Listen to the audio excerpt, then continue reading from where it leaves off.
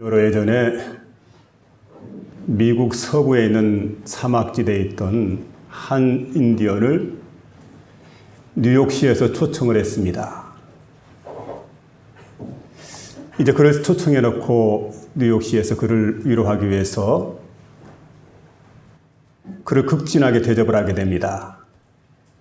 그리고 시 당국에서 뉴욕시에 있는 그야말로 세계적인 관광지를 그에게 구경을 시켰습니다. 이곳저곳 돌아다니면서 구경을 다 마치고 난 다음에 안내했던 가이드가 그에게 묻습니다. 이제 제가 한 가지를 묻겠는데요. 답을 해줬으면 좋겠습니다. 그게 무슨 말입니까? 그동안 뉴욕시를 갔다가 다 관광하고 이곳저곳을 다 다녀보셨는데 가장 인상적인 장면이 있던 곳이 어느 곳인지 저에게 좀 말씀해 줬으면 좋겠다고. 그랬더니 이분이 이렇게 얘기를 하게 됩니다. 아무 말씀도 하지 않고 그리고 먼저 이제 자신의 행동을 이렇게 보여주게 되는데 수도꼭지가 있는 그곳으로 걸어갑니다. 그리고는 조용히 수도꼭지를 이렇게 틀게 됩니다. 제가 원하면 언제든 구할 수 있는 물, 이것이 가장 인상적이었습니다. 여러분, 뉴욕 그러면은 얼마나 고층 빌딩들이 많습니까? 하늘을 찌를 듯한 마철로 고층 빌딩이죠. 이것이 인상적이지 않습니다. 그리고 온 거리를 가득히 메운 수많은 교통시설, 자동차 같은 것, 이것도 인상적이지 않습니다. 사람들이 입은 옷이 얼마나 화려합니까? 그것도 인상적이지 않아요. 그리고 처음 맛본 음식들 얼마나 맛있습니까? 수많은 산의 진미들, 한 번도 평생 보지 못했던 것들, 맛있는 그런 음식이었지만 이런 것들이 인상적이지 않고 내게 가장 인상적인 것은 바로 언제든 이렇게 필요할 때마다 구할 수 있는 물, 이것만큼 인상적인 것이 없었다고. 여러분, 물에 대한 갈증을 느껴본 사람이 이렇게 고백을 할 수가 있습니다. 서부 사막 지역에 살았으니까 얼마나 물 때문에 힘든 그런 나날을 보냈겠어요. 그래서 언제든 쉽게 구할 수 있는 물, 이것이 최고다. 그는 그렇게 생각을 했던 겁니다. 오늘 본문의 말씀에 예수님께서 명절 끝날 곧 큰 날에 이렇게 말씀하시는데요. 명절이라고 하면 이건 이제 초막절을 말합니다. 초막절이라고 한다면 7월 15일에서부터 한 주간 동안이니까 21일까지 진행되는 그런 초막절. 자, 큰 날 그랬으니까 마지막 날입니다. 명절 끝날이 되고 큰 날입니다.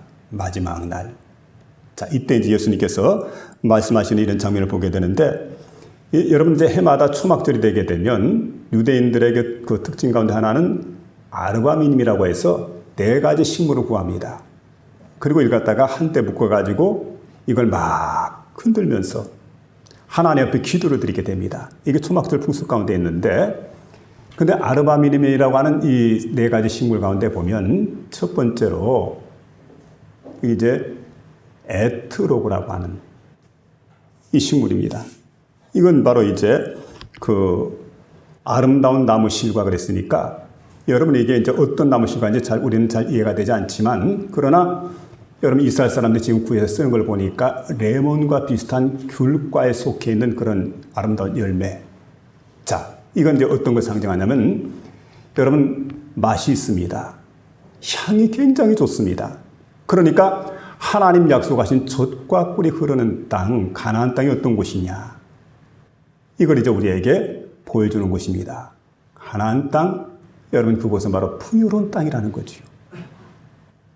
그런가 하면 종려나무입니다. 룰라브 이렇게 말하는데, 종려나무라고 하는 것은 여러분 아시다시피 광야 생활 40년 그들이 생활하게 될 때 그들에게 가장 이제 중요한 것은 물 문제 아니겠습니까? 그리고 쉼을 얻는다는 게 너무 중요한 문제인데, 근데 그들이 엘림이라고 하는 장소에 들어갔을 때 거기에서 놀랍게도 물샘 12를 만나게 됩니다. 종려나무 70조를 그들이 거기서 만나게 됩니다. 그리고 쉼을 얻게 되었습니다. 여기 이것에 대한 상징이죠. 그러니까 광야 생활에 대한 상징으로 종려나무 가지를 꺾어서 흔들었습니다. 그리고 버드나무 가지가 이게 나오게 됩니다.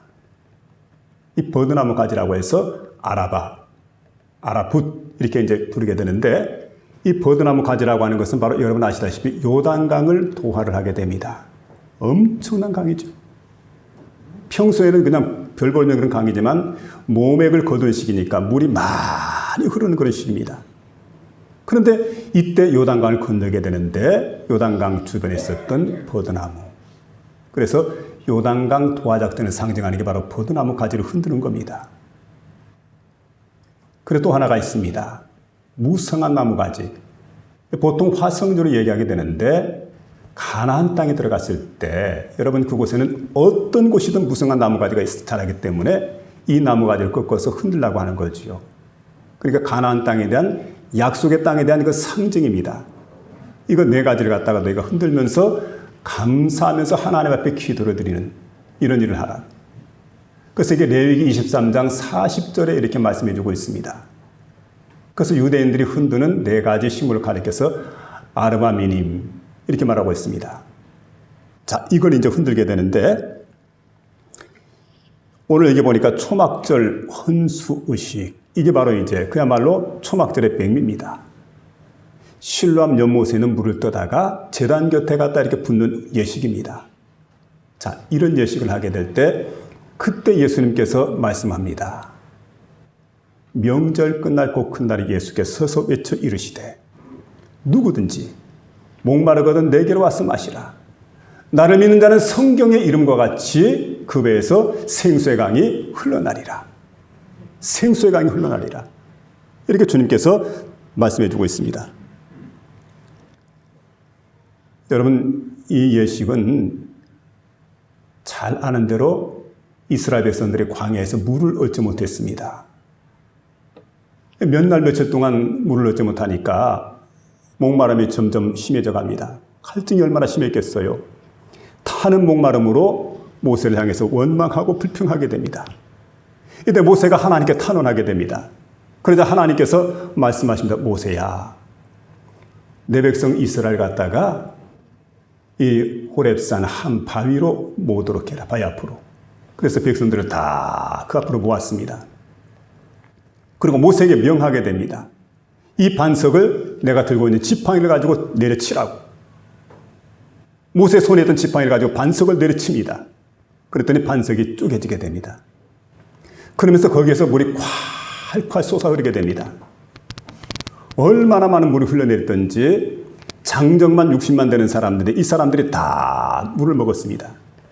그리고 그의 가족들이 물을 마셨습니다. 풍족하게, 흡족하게 물을 먹고도 남음이는 그런 은혜가 그들에게 주어져 있기 때문에 바로 그들은 생각을 합니다. 그래서 헌수의식을 행할 때마다 광야에서 우리에게 물을 주신 하나님, 우리가 다 조상들이 죽을 수밖에 없었는데 반석을 쳐서 그 반석으로 하여금 샘물이 솟아나게 해주신 그 은혜 사랑을 생각하면서 이 절기를 기념합니다. 그리고 이 절기를 갖다 재현하는 예식, 이게 바로 뭐냐면 헌수의식입니다. 이게 바로 초막절 가운데 마지막 하이라이트로 그들 가운데 주어졌던 그런 예식이었던 걸 보게 됩니다. 여러분, 그렇습니다. 물이라고 하는 게 얼마나 중요한지 모릅니다. 물은 생존이고 생명입니다. 성경에 보니까 아브라함, 이삭, 야곱 이러한 그 믿음의 조상들이 있는데 그들이 잘했던 일이 뭐냐면 우물을 잘 파는 겁니다. 그래서 훌륭한 족장이 됩니다. 이게 성경 창세기 가운데 기록이 되어져 있습니다. 그런가 하면 에스겔 40장에 보니까 성전의 동쪽으로 이렇게 하나님의 은혜 가운데 물이 흘러내리는 이런 장면을 에스겔이 바라다 보게 됩니다. 하나의 그 환상이죠. 그러니까 고대인들에게 물을 차지한다고 하는 것은 여러분 곧 생명이며 축복입니다. 물을 빼앗긴다는 것은 사망이며 죽음입니다. 물이라는 게 얼마나 그들에게 중요한지 모릅니다. 그래서 여러분 6.1 전쟁을 그들이 하게 될 때 그 이스라엘과 중동 사이에서 일어났던 그 6.1 전쟁, 제일 먼저 이스라엘 그 군인들이 이스라엘 공군들이죠. 헬몬산을 폭격을 하게 됩니다. 그리고 공수부대가 거기에 내려앉아요. 가장 먼저 헬몬산 위에다가 길을 갖다 꼽게 됩니다. 이 땅이 우리 땅이라고. 그 여러분 잘 아는 그 바산 골란이라고 하는 지역이 있습니다. 요단강 동편 지역입니다. 그곳을 차지하게 됩니다. 그리고는 즉시로 이스라엘 영토에 합병을 했는데 시리아와의 전투에서 이기는 거지요. 시리아로부터 이렇게 빼앗았어요. 그런데 이스라엘 백성들은 그 시나이 반도를 갖다가 애굽 땅에 양보했고, 여러분 그 시내 반도가 얼마나 참 중요한 땅입니까만, 그러나 그 땅은 양보할 때 절대로 양보할 수 없는 땅이 어떤 거냐? 바로 골란 고원입니다. 왜 그랬을까요? 여러분, 이스라엘에게서 갈릴리 호수는 물탱크입니다. 물 저장소입니다. 그래서 이스라엘에게 갈릴리 호수가 없으면 절대 안 돼요. 얼마나 소중한 곳인지 모릅니다. 근데 이곳에 수원지가 어디 있습니까? 헬몬산이 수원지고 바산 골란 지역이 바로 수원지이기 때문에 다른 지역은 몰라도 이 지역만큼 절대로 우리 양보할 수 없다는 거지요. 그만큼 이스라엘 백성들은 물의 소중성을 깨달았던 겁니다. 근데 오늘 여기 보니까 헌수의식을 행하는 그 순간, 초막절의 하이라이트입니다. 그때 예수님께서 말씀하지 않습니까? 누구든지 목마르거든 내게로 와서 마시라. 나를 믿는 자는 성경의 이름과 같이 그 배에서 생수의 강이 흘러나리라. 여러분, 오늘 이 말씀을 듣는 가운데 저와 여러분의 마음속에 크신 은혜가 임할 수 있는 복된 시간 될 수 있기를 주의 이름으로 부탁을 드립니다. 먼저 여기 보니까 누구든지 목마르거든 내게로 와서 마시라 이렇게 말씀하는데, 헌수의식을 하는 이 중에 그 사람들의 마음속에 갈증이 있습니다. 육적인 목마름이 있죠. 육적인 목마름. 지금은 물을 마셔도 또 조금 지나고 나면 목이 마르게 되어져 있습니다. 그런데 예수님께서 말씀하신 목마르거든 하는 목마름은 그런 육적인 목마름을 말하는 게 아닙니다. 그럼 뭘 얘기할까요? 마음의 갈증을 말하는 거예요. 그게 욕구죠, 욕구. 인간의 욕구. 근데 여러분 가만히 보세요. 사람들에게 여러 가지 갈증들이 있습니다. 어떤 사람들은 지식에 관한 갈증이 있습니다. 어떤 사람은 성취욕에 관한 갈증이 있습니다. 어떤 사람들, 여러분 그 아름다움에 대한 갈증이 있습니다. 어떤 사람 애정에 대한 갈증이 있습니다. 갈증이 없는 사람이 없지요. 누구나가 다 갈증이 있습니다. 근데 여러분 성경에 보니까 그 수가성 여인, 그 여인은 남편에 대한 갈증이 있었더라고요. 그래서 남편 4명, 5명 다 갈아치워보고 새롭게 이렇게 그 남편을 얻어봐도 만족이 없던 그런 여인입니다. 여러분 그런가 하면은 매국노 세리였던 삭개오는 돈에 대한, 물질에 대한 갈증이 있던 사람입니다. 헤롯 왕은 갈증이 없습니까? 왕이니까? 그렇지가 않죠. 명예와 권력에 대한 갈증이 있습니다. 계속해서 얻기를 원합니다. 그리고 이스라엘 백성들은 광야에서 양식에 대한 갈증이 있었습니다. 이렇게 사람들의 마음속에는 모두가 다 갈증이 있다는 거예요. 갈증이 없는 사람이 없습니다. 갈증이 있다는 게 뭘 얘기하는 겁니까? 충분하지 못하다는 거예요. 뭔가 좀 부족하다는 얘기입니다. 자, 이제 여러분 묻습니다. 여러분 어떻습니까? 충분합니까? 이대로 만족합니까? 됐습니까? 우리 인간은 그렇지가 않죠. 2차 대전이 막바지에 이르렀던 그 순간 북아프리카의 엘 알라메딘이라고 하는 그 지역에 독일군이 진을 치고 있습니다. 그리고 한쪽에는 영국군이 진을 치고 있습니다.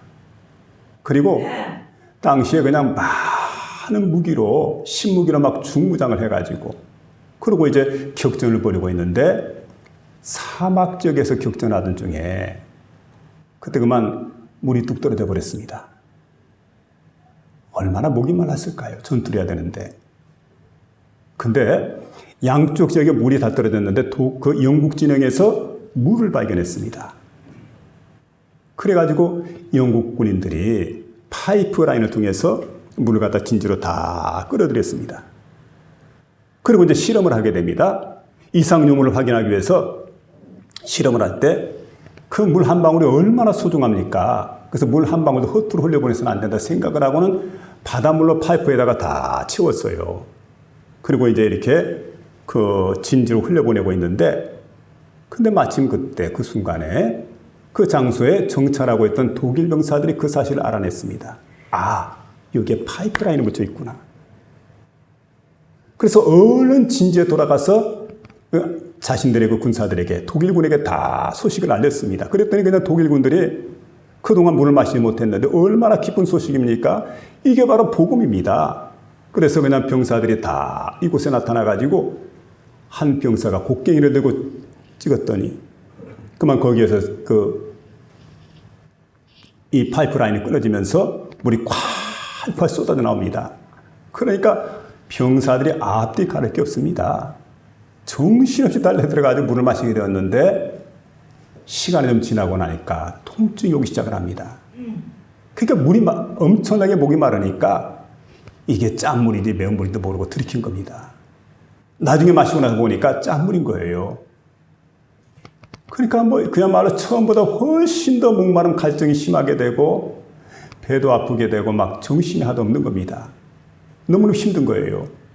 그래서 우리 이래서 안 된다. 빨리 물을 구하자. 그런데 아군 진영에 물이 없으니까 지금 적군이 어떤 영국군 지역에 물이 있으니까 할 수 없는 겁니다. 모두가 항복을 했는데 일개 중대가 항복을 해가지고 전부 다 영국군 진영으로 이렇게 들어오게 되는데 보니까 백기를 들고 투항을 하는 겁니다. 근데 이상하게 걷는 봄이 어거적하고 이제 걸어오는데 어정거리는 그 모습이 참 이상해요. 게다가 전부 두 손을 번쩍 들고 그리고 보니까 다 전부 다 숨을 헐떡거립니다. 그러고 오게 되는데 나중에 보니까 이 사람들이 물을 마시지 못한 거예요. 엉뚱한 물을 마시게 된 거죠. 그래서 제일 먼저 그들이 투항을 하고 난 다음에 구했던 게 뭐냐면 영국군 진영에서 우리에게 제발 물 좀 다, 물 좀. 그러니까 막 그냥 활활 목구멍이 타오르는데 그 속에 그냥 물을 주니까 벌컥벌컥 막 들이마시는데 다 마시고 나니까 살 것 같죠. 여러분 생각해 보세요. 이 전투에서 이렇게 목마른 병사들이 아무 물이나 들이키다가 큰 낭패를 당한 것처럼 우리 세상을 살아가면 육적인 갈증, 영적인 갈증이 많이 생깁니다. 그렇다고 아무 물이나 마시면 안 돼요. 여러분 주님께서 우리에게 주시는 물을 마셔야 될 줄 압니다.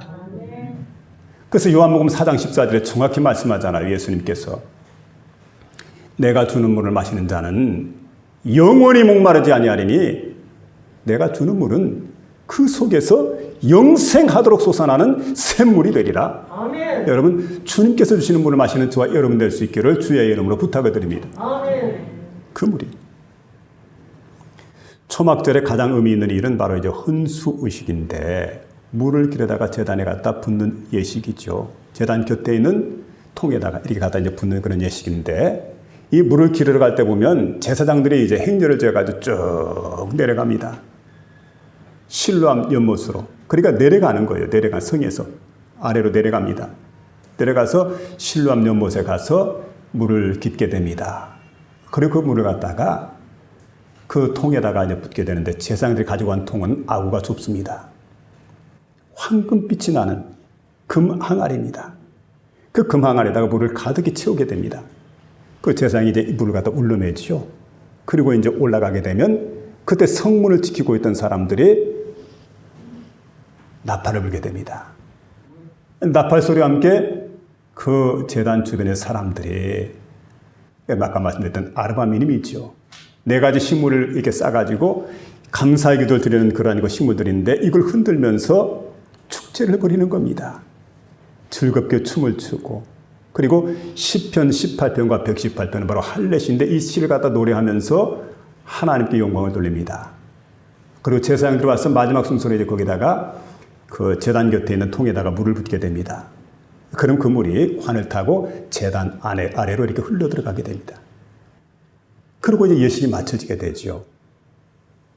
근데 여러분, 이때 마지막 이제 예식이 마쳐지게 될 때, 그때 제사장들이,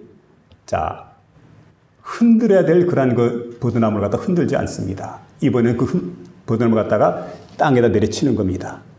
이건 무슨 의미가 있냐면은, 이제는 행사가 끝이 났다는 그런 신호입니다. 그리고 잎을 다 떨구게 되면서, 그러면서 이제 행사를 마치게 되는데, 그 순간에 예수님이 나타난 거예요. 그리고 그들에게 큰 소리 외치게 되지요. 명절 끝날 곧 그날에 예수께서 외쳐 이르시되 누구든지 목마르거든 내게로 와서 마시라. 나를 믿는 성경 이름같이 그 배에서 생수가 흘러나리라. 여러분, 이러한 놀라운 복음이 저와 여러분 마음속에도 그대로 스며들 수 있기를 주의 이름으로 부탁을 드립니다. 두 번째는 그 배에서 생수의 강이 흘러나리라 하는 그런 말씀이 이제 28절에 들리고 있는데, 자, 여기 이제 보면 여러분 우리가 에스겔 47장 가운데 보면 이런 말씀이 있습니다. 에스겔 선지자가 환상을 보는데 환상 가운데 성전 문지방에서 물이 흘러내리게 됩니다. 그리고 그 물이 동쪽으로 흘러가게 됩니다. 흘러가더니요 아라바까지 가게 됩니다. 아라바는 요단 계곡이 아라바입니다.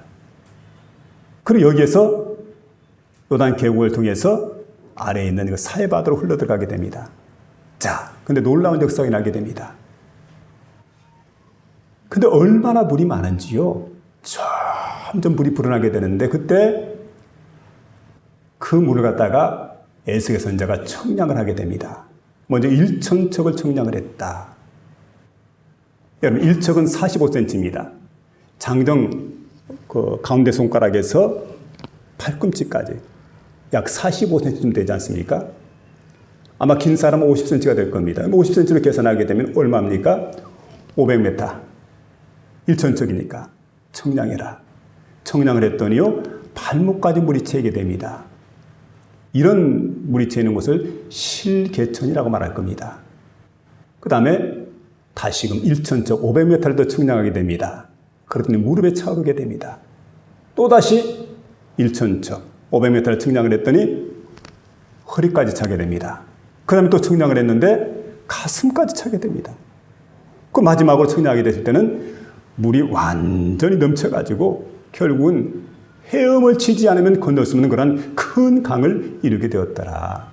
여기까지 거리를 보니까 불과 2km밖에 안 되는 거리입니다. 자, 여러분 보세요. 성전 문지방에서 흘러내렸던 그 물들입니다. 이 물이 이렇게 점점 깊어져 갑니다. 여러분, 이 물은 어떤 걸까요?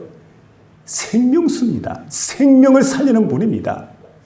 그래서 여러분, 이 물이 어떻게 됩니까? 이 물이 내를 이루고 실개천, 개천이 내를 이루게 되고 내가 강물을 이루게 되고 강물이 바다를 이루게 되고 그래서 아라바까지 들어갔다가 이게 바로 사해바다로 흘러 들어갑니다. 근데 사해바다로 흘러 들어가겠는데 사해바다는 여러분 잘 알듯이 죽은 바다입니다. 근데 이 바다가 살아나는 거예요. 사해바다 중앙 지역에 보면은 엔게디가 있습니다. 오아시스 지역입니다. 여기에서 에네르게라고 하는 그 위쪽에 사해바다 북쪽에 있는 지역이죠. 상부 지역. 여기까지 죽었던 바다가 소생해가지고 고기들이 막 살아나고 막 헤엄을 치는 그 사해바다가 완전히 회복되는 거죠. 그래서 여기 보니까 어부들이 많아지게 됩니다. 놀라운 역사죠. 그래서 이 물은 어떤 물이냐? 생명의 물이라는 거예요. 생명의 물이 닿는 것마다 살아나는 역사가 나타나요. 여러분, 이 생명의 생수를 갖다 주님께서 우리가 흘려보내게 될 때 깨작깨작 우리말로 그렇게 흘려보내시는 그런 주님이 아닙니다. 일부만 부분적으로 살아난 게 아닙니다. 우리 주님께서 이 물을 갖다 흘려보내게 될 때는 엄청난 물을 흘려보내가지고 보세요. 여러분, 처음에는 그 조그만 실개천이 시내가 됩니다. 시내가 강물이 됩니다. 강물이 바다가 됩니다. 엄청난 양의 물이 흘러내리고 있습니다. 이런 복된 역사가 여러분, 이 놀라운 역사가 에스겔 선지자가 바라봤던 그런 환상이에요. 이게 바로 뭡니까? 살리는 물 생수의 특징입니다. 그래서 나중에 보니까 강 좌편과 우편에 많은 나무들이 있는데 나무를 보니까 열매가 맺히는 그 실과 유실수입니다. 거기에서 12달 계속해서 열매가 열리게 되고 그리고 그 열매를 가지고 하나님께 영광을 돌리게 되지요. 이런 일들이 일어나게 됩니다. 그리고 여러분 고기가 살아나게 되고 물들이 살아나게 되고 여러분 이거 뭘 얘기하냐면은 우리 주님께서 말씀하지요. 생수라는 거예요. 생수. 그래서 여러분 우리 속에서 흘러나는 생수가 어떻게 됩니까? 우리 안에 생수가 들어오게 될 때 그 속에서 내가 주는 물을 마신 자는 그 속에서 영생하도록 솟아나는 샘물이 되리라. 생수가 내 안에 있는데 그 생수가 영생하도록 솟아나는 샘물이 되게 되는데, 이제 보세요. 생수가 스스로 만들어진 게 아닙니다. 저절로 생기는 게 아닙니다. 어느 때 가능합니까? 내 속의 생수라고 하는 것은, 내가 목마르지 않는 것은, 인생의 모든 문제를 해결안 받고 만족하게 살아가고 기쁨으로 살아가고, 그리고 샘솟듯 솟아오르는 평안과 은혜가 막 넘쳐나는 것, 여러분 무엇으로 가능합니까? 내 속에 그리스도 예수께서 오실 때 이런 역사가 일어난다는 사실을 믿으며 살아가는 저와 여러분 되시길 바랍니다. 성령의 통로는 그리스도 예수였던 거예요. 예수님을 내 마음속에 모시게 되면 내 속에서 성령의 역사가 강력하게 일어난다는 사실을 믿으며 살아가는 저와 여러분 될 수 있기를 주의 이름으로 부탁을 드립니다. 아멘. 그렇게 살아야 돼요. 오늘 여러분 여기 보니까 성령이 우리 안에 들어오게 될 때 그 성령의 역사는 가만히 있지 않죠. 흘러넘친다는 거예요. 흘러넘치는 거예요. 내 속에서 영생하도록 솟아나는 샘물이 되리라. 그리고 이 물이 어떻게 됩니까? 흘러서 넘치게 돼요. 다른 사람에게로. 그래서 여러분 창세기 49장 22절에 보니까 요셉에 관한 말씀입니다. 요셉은 무성한 가지고 샘 곁에 무성한 가지라. 그 가지가 담을 넘었도다. 하나님의 은혜가, 하나님의 사랑이, 하나님의 능력이 요셉에게 주어지게 될 때 요셉은 혼자 잘 되는 게 아닙니다. 그 가지가 담을 넘었도다. 자신만 복받는 게 아니고 온 가족이 요셉을 통해서 구원받게 됩니다. 여러분 보디발의 집이 잘 되게 됩니다. 감옥이 복을 받게 됩니다. 요셉이 가는 곳마다. 그리고 요셉이 나라를 다스리게 되니까 애굽 나라 전체가 복을 받는데 애굽 나라뿐만 아니라 가나안 쪽에 있는 고대 레반트 지역에 있는 많은 나라 사람들이 다 같이 복을 받게 되는 거예요. 누구를 통해서입니까? 한 사람을 통해서, 한 사람. 예수 믿는 그 한 사람. 그가 누굽니까? 요셉입니다. 그래서 여러분, 내가 성령의 은혜를 받게 되고 성령의 능력이 내게 주어지게 되고 내가 복받은 사람이 되어지게 되고, 그래서 이 물이 흘러갈 때마다 어떻게 됩니까? 주변에 많은 사람들 갖다 적시고 변화시키는 놀라운 역사가 일어나요. 가정을 변화시키게 되고, 그리고 이웃을 변화시키게 되고, 내가 아는 모든 사람들 변화시키게 되고, 그렇게 놀라운 역사가 나타나는 걸 보게 됩니다. 반기문 유엔 사무총장을 지냈던 이분 얘기를 들어보니까 전에 그 노무현 대통령 때 이분이 애무장관을 했습니다. 근데 대통령이었던 이제 미국의 부시 대통령과 우리나라가 노무현 대통령 사이 이제 회담이 성사가 됩니다. 그리고 그 자리에 반기문 장관이 이렇게 배석을 했는데, 당시에 주한 그 미군 대사죠, 버시바오라는 사람이 참석을 했더랍니다. 그리고는 반기문 총장에게 물었습니다. 당신 지금 유엔 사무총장이 되려고 그러는데 왜 그런 꿈을 꾸게 되었느냐 물으니까 반기문 장관이 그때 이렇게 대답을 했다는 겁니다. 예, 제가 그 꿈을 꾼 것은 우리나라가 전 세계 많은 나라로부터 이렇게 원조를 받고 도움을 받아서 오늘날 이렇게 큰 번영을 이루게 되었습니다. 틀림없는 사실입니다. 그래서 내가 만에 하나라도 그 은혜를 갚고자 하는 마음으로 유엔 사무총장이 되기를 원합니다. 그래.